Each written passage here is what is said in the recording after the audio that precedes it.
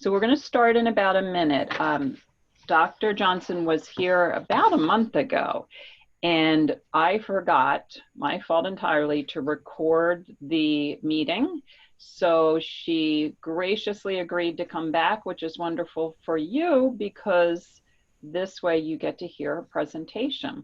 So if you're just coming in now, if you would chat your name and your instructor's name, that will serve as the sign-in.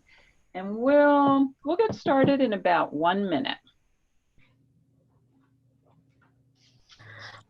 Sorry, Professor, I have a question. Sure.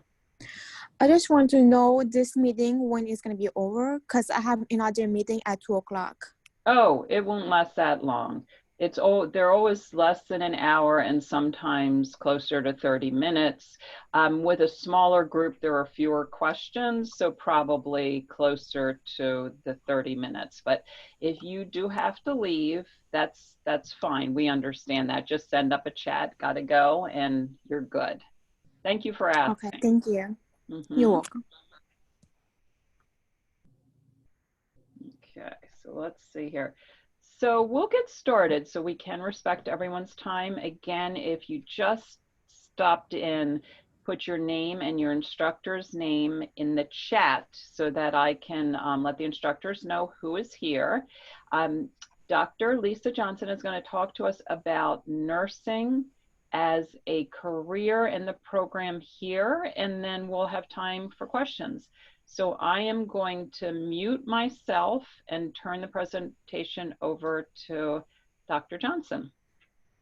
Good afternoon, everyone. So my name is Lisa Johnson, and I'm a professor here at CCP. I'm also the curriculum coordinator for the CCP nursing program. And so I wanted to take some time to talk to you a little bit about nursing as a career, but also about the program and the requirements to get into the program here at CCP. So who can tell me what kinds of skills you think are required to be a nurse? And you can unmute yourself if you have an answer. Working under pressure. Okay, good. Being able to work under pressure. What else?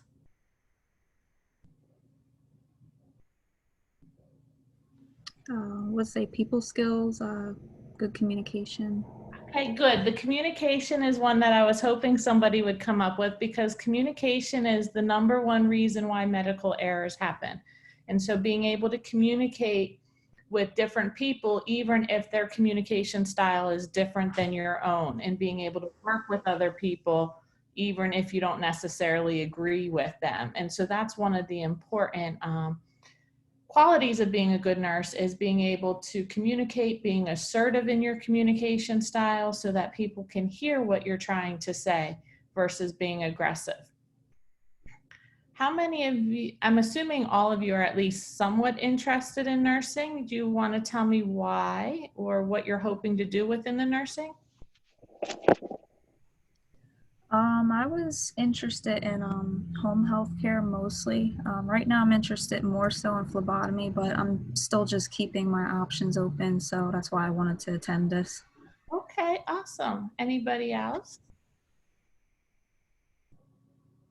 Alexis, I will tell you, and I don't know if you're aware of this since you're interested in home health as well and you're interested in phlebotomy, there is a type of nursing called infusion nursing where you can go into people's homes and give them, say, their antibiotic infusions, things like that. So it would be kind of combining two things that you enjoy doing. So that's also something to consider as well.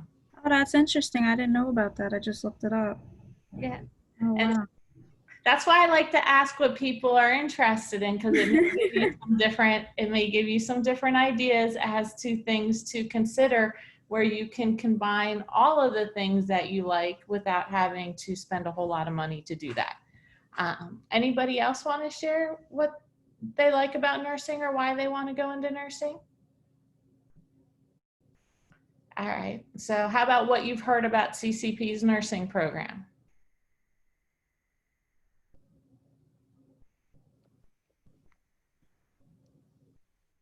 No. And if you feel or would prefer to send up a chat with your answer, you can do that as well. So either unmute or chat. I'll watch the chats, Lisa. Thank you. So you wanted to know what they've heard about CCP's nursing program. I mean, I really haven't looked into the CCP nursing program, but this is why I'm attending. Okay, that's fair. That's absolutely fair. Yeah, just to get more information. Then let's start there. So CCP's nursing program is different from most of the other area nursing programs because we have what's called an integrated curriculum. And what that means is that you take 4 nursing courses. Each course is 7 credits, and they're called Nursing 1, Nursing 2, Nursing 3, and Nursing 4. So you don't have a separate pharmacology course. You don't have a separate pediatric course. We essentially teach you everything across the lifespan. So for example, in Nursing 1, it's a lot about health promotion, health assessment. So we teach you how to assess a newborn, all the way how to assess somebody who's dying. We're teaching you pain management. We teach you how to manage pain from a newborn all the way to death. Then when you get into Nursing 132, we talk more about some of your common chronic conditions, things like heart failure, stroke, musculoskeletal or joint disorders that affect mobility. In your 3rd semester, you get a lot of mental health. You get some more of your critical care type stuff. And then in your 4th semester, you get a lot of how do I put all this together? How do I start making decisions when I have clients who have multiple health issues? And so when we look at people who are interested in nursing, the important thing to tell you is it's okay if you don't want to be a hospital nurse, but you have to realize that you have to get through nursing and working in a hospital and doing clinicals in a hospital to become any type of nurse that you want to be. So even if you want to be a mental health nurse or a nurse researcher or a nurse case manager where maybe you don't have as much direct patient contact with, particularly with body fluids, you still have to deal with the body fluid part to get to where you want to go. And so that's one thing to keep in mind because most of your clinical experience at CCP is in a hospital setting. And so you have to be willing to do that to get to where your ultimate goal is. Now, when you look at what a 7-credit course means, that also means it's not the same as just taking, say, 2 courses at CCP, because in that 7-credit course, you're in clinical or class for a total of 20 hours a week. So that's a part-time job, just going to class for that 7-credit course. And then when you look at what the expectation is in regards to studying and doing homework and doing clinical prep, it's about 3 hours per credit. So you're looking at another 21 hours just to study and do your classwork. So that's about 40 to 41 hours a week that you're dedicating just to become a nurse. And so the reason I want to say that is because I want you to have a plan A, a plan B, and a plan C as to how am I going to make sure that I can dedicate that time to get through the program. And the reason that is so important is because you put out a lot of money up front to be a nurse. You know, because of the way our curriculum is, you're spending $1,000 in books before you even start the program. And so you don't want to then have that $1,000 go to waste because you decide, you know what, I don't think nursing is for me. And so you want to make sure you have that plan of how can I get through the next 2 years, no matter what obstacle life throws at me. So for example, the students who are in the program now are having to deal with COVID. Many of them don't like the idea of being online, but they've had to adjust, and they've adjusted rather well. In the beginning, they had to adjust to having clinical online, which was hard because you think sitting in front of a computer for 3 hours for a class is hard. Try sitting in front of a computer for 6 hours for a clinical day. And so they had to adjust to that. Now, fortunately, we're back in the hospitals, and hopefully we don't have to go back to the online clinicals, but that's something about being flexible and adaptable. And that's a lot of skills that a nurse needs as well, because you never know what might happen during your day as a nurse in a hospital or wherever you're working, and you might have to adapt or be flexible to make the patient's outcomes where we want them to be. The other reason this is important is because your clinicals, for the most part, start at 6:30 in the morning. And so for those of you who have children or young children, you have to have a solid plan as to what you're going to do with your children so that you can be to the hospital by 6:30 in the morning. It's not that you're leaving your house at 6:30. You have to be to the hospital by 6:30 in the morning. And the challenge is many daycares don't open until 6:30. So what are your resources that you can use so that you can get your children to daycare or wherever they need to be so that they can be safe while you go to clinical twice a week. So in the first year, your clinical days are either Wednesday, Thursday, or Thursday, Friday, but you have to figure out what that plan is going to be. Do you have a family member that can help you out? Is there a 24-hour daycare center that's available that you can send your kids to? Those are some of the important things you want to consider when you're deciding whether A, is nursing for me, but B, is this the right time for me to do nursing? And it's okay to say that, you know what, maybe the timing's not right for me and I need to wait a little bit before I do my nursing. Because again, you want to be fiscally responsible.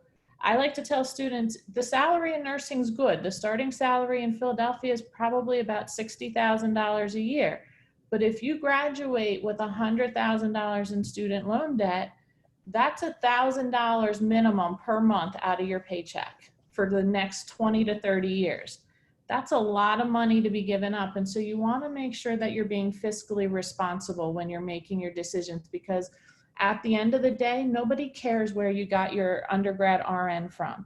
They, you know, if you want the name like University of Penn, Jefferson, things like that, save that for your graduate degree and go there, because some of you may be interested in, say, maternal child health and you need a graduate degree, and there's not many programs in this area that offer a degree in maternal child health. And so you may have to end up going to Penn for that, or you may have to end up going to Jefferson to get a degree in midwifery. And so those are things where save up your money now, do things as cheap as possible so that you can get through. Start putting yourself on a budget now so that you save money, so that if life throws you an obstacle like your car breaks down, it doesn't become a catastrophe. You have a backup plan that can help you get through that situation.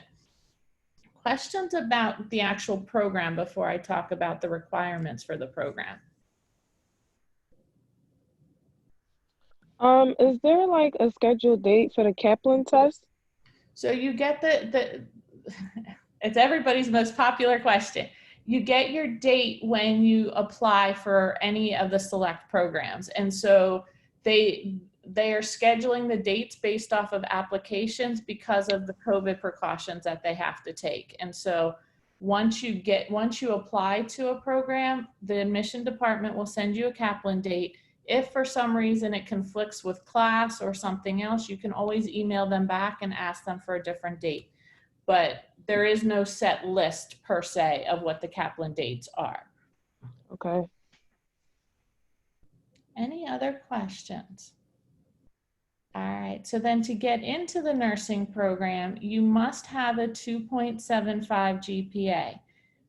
So there's no wiggle room with that. You have to have the 2.75 GPA.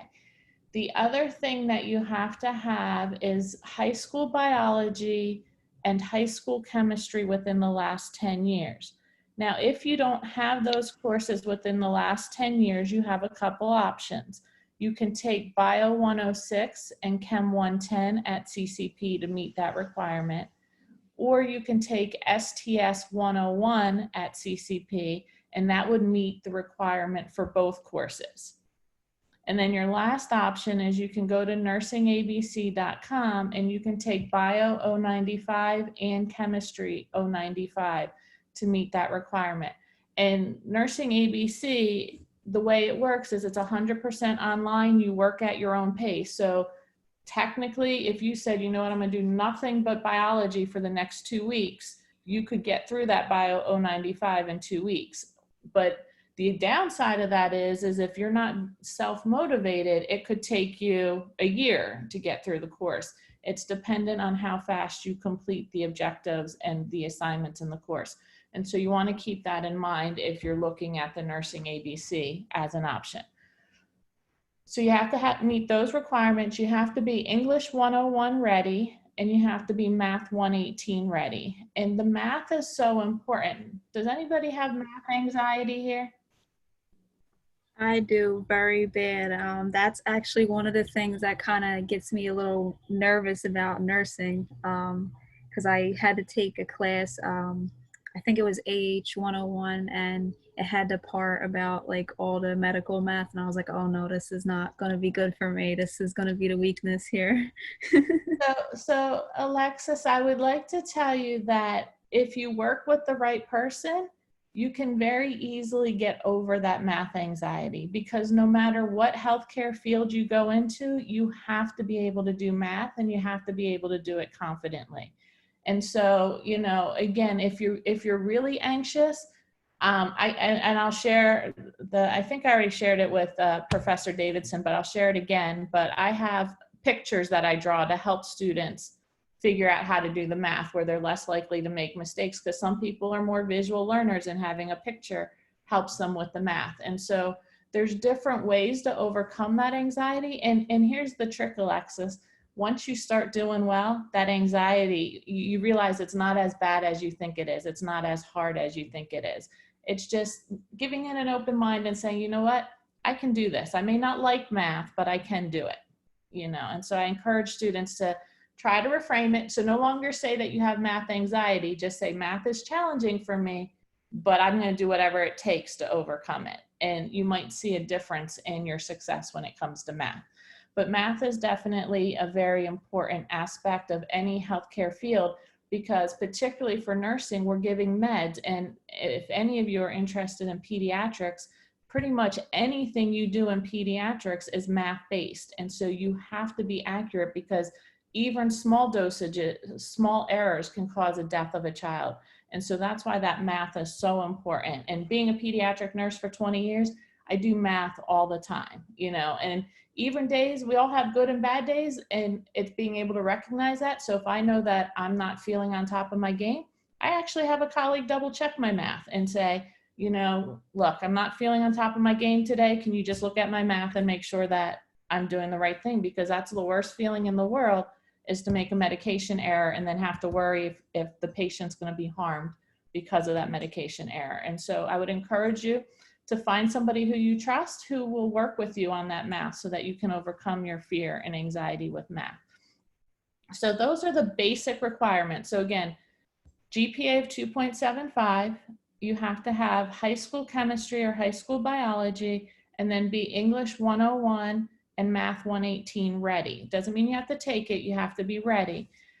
The last thing is you have to score at least a 70 on the Kaplan test. And the Kaplan is, I think it's a 96 question exam, and it tests you in math, reading, writing, and science. We only look at the math, reading, and writing section to calculate that 70%. So you need at least a 70% to get into the program with that. The Learning Lab does offer help with preparing for the Kaplan. And so if you're feeling like you need help, I would encourage you to contact the Learning Lab to help you with that.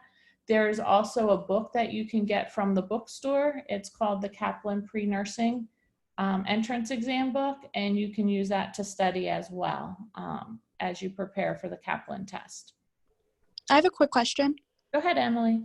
How many attempts do you get at the Kaplan? Just one or two? Just one.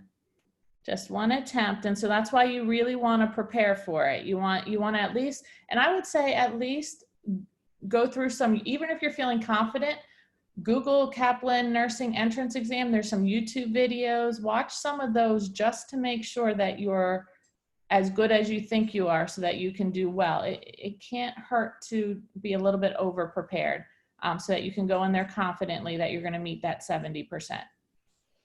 So if you fail the Kaplan test, you have to wait like a whole nother year to take it? You do have to wait a year to take it.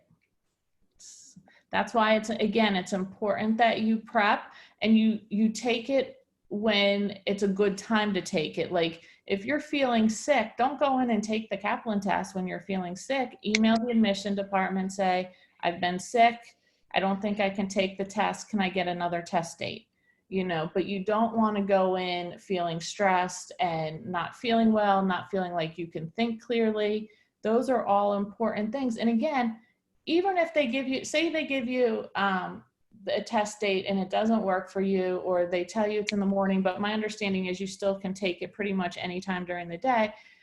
But you know that for you, you're most alert by like 10 a.m. noon. Well, then see if you can work and say, can I come in during that time to take the test? The worst they can do is say no. And the best they can do is give you that date and that time so that you can be successful. But that's part of being an engaged learner, and being an active learner is being able to ask for things that you need so that you can be successful. Because who wants to go through the stress twice of taking a test multiple times? Go through that stress just once with the mind of that I'm going to be successful on the first time and I'm not going to need to take it again. So, when does everything due, like the Kaplan test, all your prerequisites, so you can enter the nursing program? Good question. So the application is due by the last day of January. So I think January 30th is the application deadline. And so when you go on to CCP's nursing intake webpage, the application is about halfway down the page. You have to fill it out and then you have to email it to the select programs email that's there. Once they receive your application, within a week or two, you'll get an email to your CCP email address giving you a Kaplan date and time. And so then that's when you would want to communicate back and forth whether that works for you or you need another date and time. But normally we give you to like mid-February to take the test. Okay. Other questions? And I know the admission department has said in the past, save your application until you're ready to take the test so that when they give you that date, they can. And the other thing is make sure you're checking your CCP email address because they only communicate through CCP. And then the other thing is make sure that your home address is up to date in Banner because that's where they send you your acceptance letter. And so if your home address is wrong, then you never get it and you don't know, and you may miss the opportunity to say, yes, I want to be in the program. And so make sure that all your information in Banner is correct as well so that you receive notifications. Lisa, I actually have a question. Sure. I've been asked this by a couple of students. So what if the students have to have biology 106, and that's the one requirement they haven't completed, but they're taking it this semester? My understanding was they can apply, but the application won't be processed until the grades come in. Do you know if that's true? That is true. Okay, so in that case, they wouldn't get the Kaplan test until their grades came in, right? Their grades came in, which is why for students who, you really, if you need those Bio 106 and that Chem 110, you can't wait till the spring to take it. If you need those at this point, your best bet is going to do nursing ABC so that you can get them done before the spring semester and then apply. But if you waited until spring to take it, your grades won't be in for us to process your application. Okay. And so that's something to keep in mind. Like if you're not already enrolled, nursing ABC is probably going to be their best bet so that they meet the requirement. Other questions? What was the name again with it was Kaplan PreNursing for nursing in the CCP bookstore? It's the Kaplan PreNursing entrance exam. Okay, I think I think I see it was like 20, it was 7th edition or something. Yes. All right, thank you. You are welcome. Other questions that anybody has either about nursing as a profession or CCP's nursing program or about how to apply?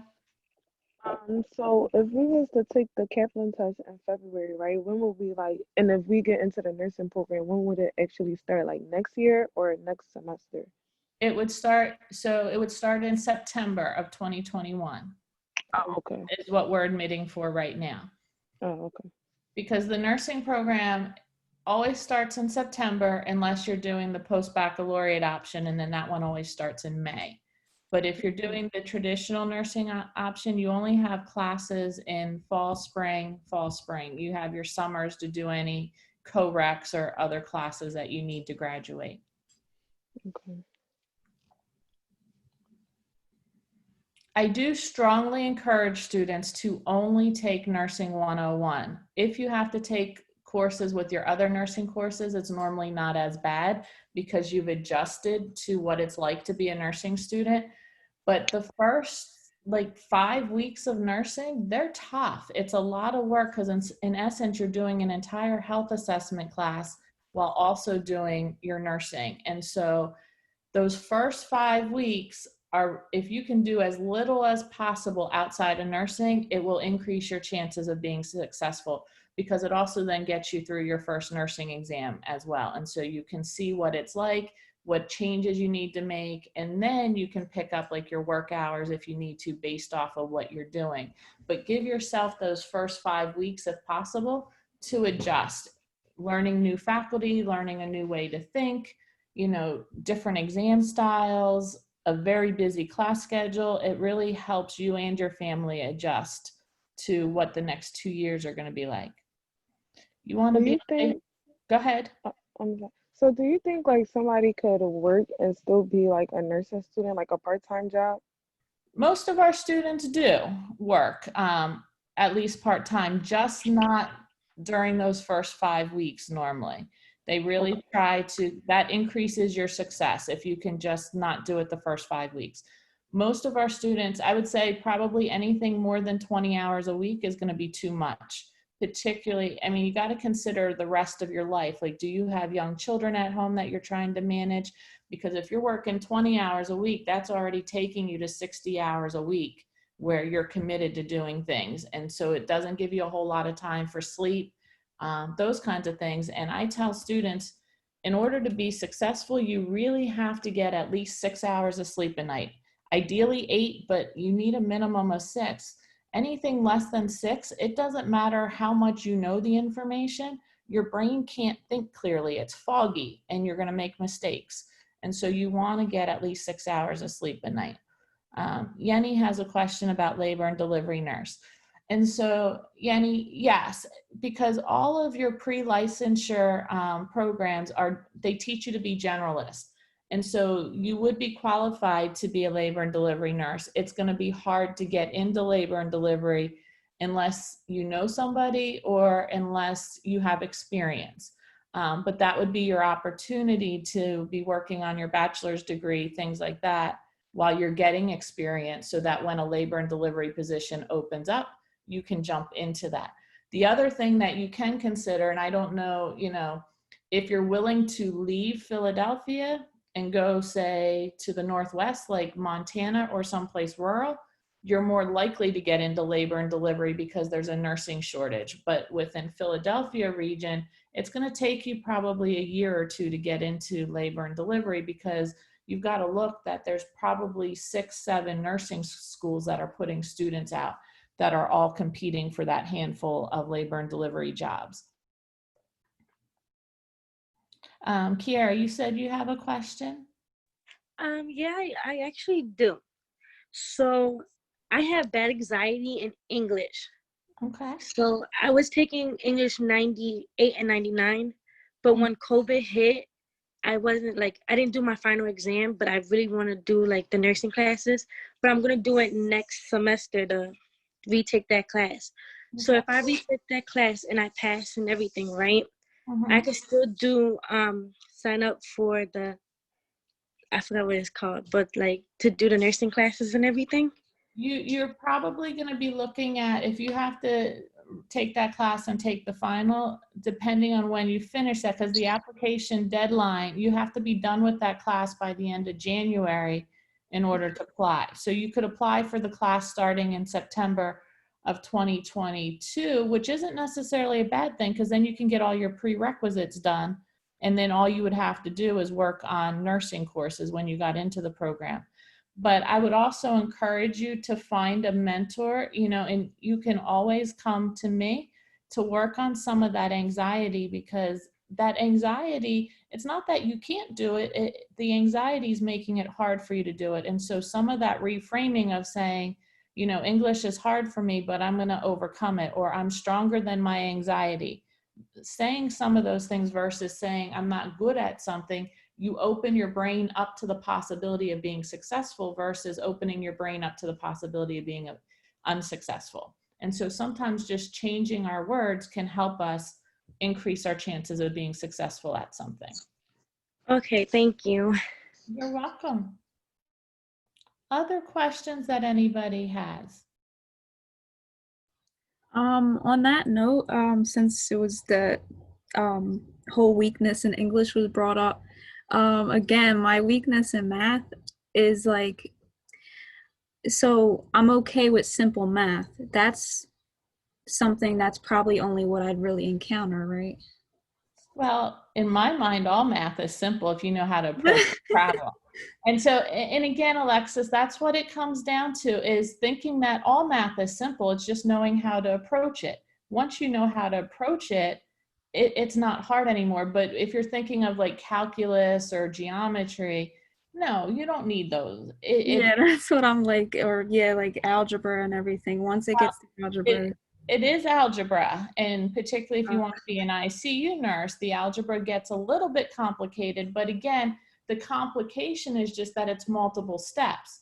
And so if you break it down into those multiple steps, then it doesn't seem as hard because it's a basic math problem. So instead of looking at it as this is a complicated problem, look at it as this is 4 math problems written into one. And so I'm just doing 4 basic math problems to get to one answer. You see what I mean? Right. And that's all the math is being able to break it down into the steps. So again, I'm willing to work with you if you want to send me an email, but I do think it's very important for any healthcare profession that you choose that you get comfortable with math and realize that it's not really that bad. It's a lot of it is we're psyching ourselves out. We're making ourselves feel like it's more difficult than what it is. Mm-hmm. Thank you. And I know Professor Davidson works with that a lot as well, because I know how competent all of you are when it comes to math.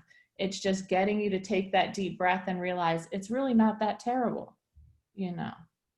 We are also going to have a workshop devoted to that in a couple more weeks. So if you're in AH 101, keep watching those workshops. John Politis from the Learning Lab is going to talk about how to get rid of, the fear of math. But Dr. Johnson is correct. It's a mindset thing more than an ability thing, for sure. You know. Oh, when is the date of that? Because I'm no longer, I'm already done with AH. Okay, so you know what? Send me an email and I will keep, because I'm wondering how you will get notice of this. So it is November 4th. So around that date, make a note on your calendar, send me an email, and then I'll send you the link. Okay, where's your email? What is it? ldavidson@ccp.edu. Okay. Thank you. Other questions that anybody has? Yenny, so it depends on, Yenny, it depends on what you want to do in regards to labor and delivery. So you can work there are lots of labor and delivery nurses who only have 2-year degrees, but the push now is for everybody to get a bachelor's degree. And so when you finish CCP, you do have to go and get your bachelor's degree. But the nice thing is that when you look at the cost of a bachelor's degree from any of the local colleges, you're looking at about $30,000 a year. Whereas for CCP, if you're a Philadelphia resident, just to take the 4 nursing classes is about $7,800. So you're saving a ton of money. And then when you go to get your bachelor's degree, many of the RN to BSN programs are offering that you can finish that bachelor's degree in a year post CCP and for under $10,000. So essentially you're getting your bachelor's degree cheaper by coming to CCP than 1 year at any bachelor's level school in the area. And so that's some of it. Now, if you want to be a nurse midwife where you can actually deliver babies and things like that, you're going to have to get your master's degree. And so that would take you probably about 4 years post CCP to do that. Something you may want to look into, though, is if you're really interested in labor and delivery, and to make sure that you're interested in labor and delivery, is becoming a doula, which you can do without, you could do that now if you were interested in that. And so that might be something for you to look into. And then that way you're making sure this is really the career path that I want to go down, because that's the one thing is once you start, particularly at graduate level in nursing, you can't really transfer those credits anywhere once you start. And so by the time you go into midwifery, you want to be pretty sure that that's what you want to do for a good portion of the rest of your working years. Otherwise, you're going to have to go back to school and get another degree because it's so specialized. Other questions that people have?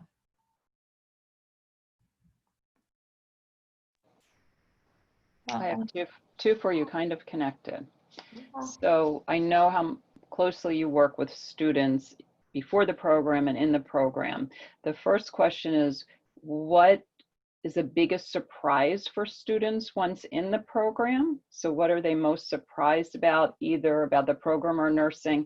And the second is, so these students at this meeting will be at least another year before they begin the program, about. What can they do now to be more, you mentioned having a plan A, B, and C. Is there anything else they can do now to be more successful once they're nursing students? Okay, good question. So let's start with the first one. The biggest surprise, I think, for students is the different way of thinking it takes to be a nurse. So for example, if I have two patients with diabetes, I don't necessarily treat them exactly the same. Their treatment plan may be different. And that becomes challenging for students to learn of, okay, well, if that's the case, then how do I know what answer to pick on the exam? If you can't say to me, every time a patient with diabetes comes in with high blood sugar, you're going to give insulin, then how do I know what to do?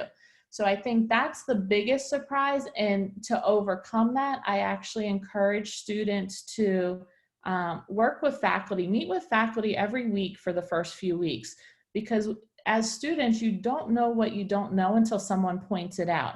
And I think that leads into the other big surprise is that students realize they don't know how to study. And so that's where meeting with faculty can also help you learn how to study, how to take good notes. Because again, if you're trying to study from 100 sheets of paper, your brain's automatically telling you, this isn't possible. These instructors are crazy that they think that I can do this. Whereas if you can get your pages of notes down to 12 sheets of paper, then, wow, this is doable. I can study from 12 sheets of paper versus 100 sheets of paper. And that's the thing is, you know, students cling to those PowerPoints, but the PowerPoints aren't really good tools to study from, because in nursing, you want to be able to see similarities and differences. And how can you see those similarities and differences if you have to flip through 20 pages of PowerPoints? Whereas if you just have one compare and contrast chart on one sheet of paper, now you can very easily see how these things are similar and different and how I would change my decision making based off of those differences. So I think that's the big surprise. And then for the things that you can do now, I would say put yourself on a tight budget so that you can have a backup plan and that you can really live minimally. I know a lot of students struggle financially through the program, and they also worry about their kids, and they feel guilty when they have kids at home that they're spending so much time in school. But what they don't realize is that if you incorporate your kids into your studying and into your schoolwork, you're actually helping their growth and development as well. And so those are some of the things that we do through coaching and helping students understand that your kids can be a part of it. And here's the thing. You don't have to have a gourmet dinner every night. For 2 years, if you had peanut butter and jelly and some microwave broccoli, you're meeting the majority, you know, and so it's not going to be, you know, you may have to make some of those sacrifices so that you don't have as many dishes to do or as much housework to do. And at the end of the day, as long as your house, if there's dust on the floorboards, it's okay. Nobody's going to die from that or be at risk unless you have a kid with asthma, then we'll work on that. But that's a good task for your kid to do. Even a 3-year-old can walk around the floor with a wet washcloth and wipe all the dust off the floorboards. And so incorporating them in, because then they feel part of the team, and then they become your biggest cheerers when you walk across that stage at pinning, because they felt like they were a part of your success as well, you know? And so I think that is one thing, and use them in developing your ABC plan now. Have that conversation with them now. Get them in the habit of studying with you. When you're studying and doing AH 101 work or other classwork, have them sit at the table with you. And if it's younger kids, have them color and call it their homework so that they feel like they're being a part of you. And you can set a timer. When the timer goes off, then you can do an activity that's fun together for them. And that helps them get into some of a routine so that it's not such a shock when you're in school a lot and getting up early and staying up late. The other thing I would say to do now is get as many of those courses done as you can so that by the time you start the nursing program, all you have to take is the 4 nursing courses, you know, and get those harder courses out. Get your English 101, your English 102, your sciences, get them all done now. If you have to take sociology or CIS 103, those are easier courses to manage with nursing than trying to manage a science with nursing. And so really try to get those sciences, those Englishes, those math, those things that stress you out, try to get those done now so that all you have to do then is focus on nursing. So those are my biggest suggestions. Other questions? Or Laura, do you have any more questions for me? I think you covered my questions. Anybody else? I have another question. By the way, thank you for that whole, you know, talking about the children. I don't have any children yet, but that was just so sweet, like incorporating them into it and everything.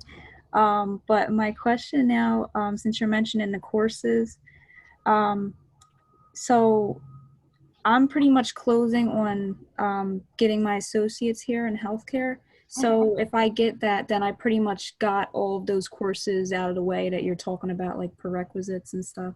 Absolutely. Okay, good. All right. Yes, if you're getting an associate degree in healthcare studies, you've pretty much covered all of those courses. All right, good. Thank you. Alexis, just the only thing I would mention is the biology and the chemistry to apply. So you don't have to take Chem 110 and Biology 106. So did you have those in high school within the past 10 years? Yes, yeah. Okay, good. And I also took bio. Good. It was the early bios and everything here. Great. And so, and that's, I was going to say, Alexis, that's the other thing is because some students, the way they entered CCP didn't submit a high school transcript. So if you're using your high school biology to meet that requirement, you have to make sure you submit a high school transcript to CCP as well, so that we can see that you took those biologies. Okay. Lisa, I think the only thing you didn't talk about is the importance of persistence in your courses and how that calculates in when applying. Thank you. So the other thing is, thank you, Laura. So our admission is on a 9-point system, and you need 7 out of 9 points to get into the program.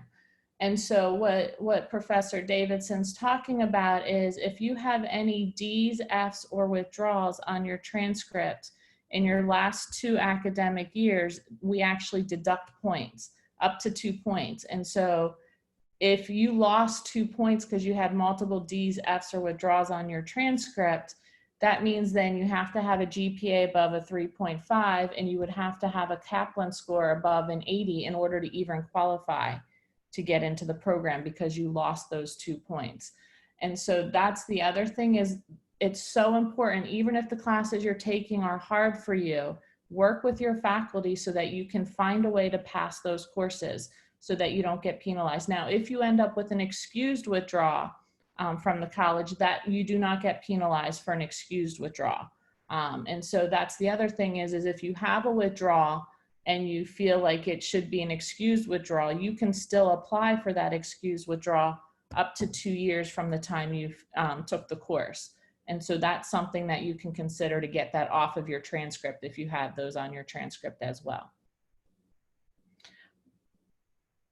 Did that cover? I'm glad you mentioned that because I often forget, and I've recommended that so many times. So if you had to drop a course and got an F because of an illness or your work schedule changing, can you think of any, something beyond your control? death in the family. I mean, some people have had to withdraw even now because they just can't get adequate internet service to be online during COVID. So instead of taking a W or a D or an F in that course, apply for the excused withdrawal. And again, I would say when in doubt, apply anyways, because the worst they can do is say no, and the best that they can do is say yes. And so it's really a no-lose situation by applying and seeing if you can get that off your transcript. So, any other questions?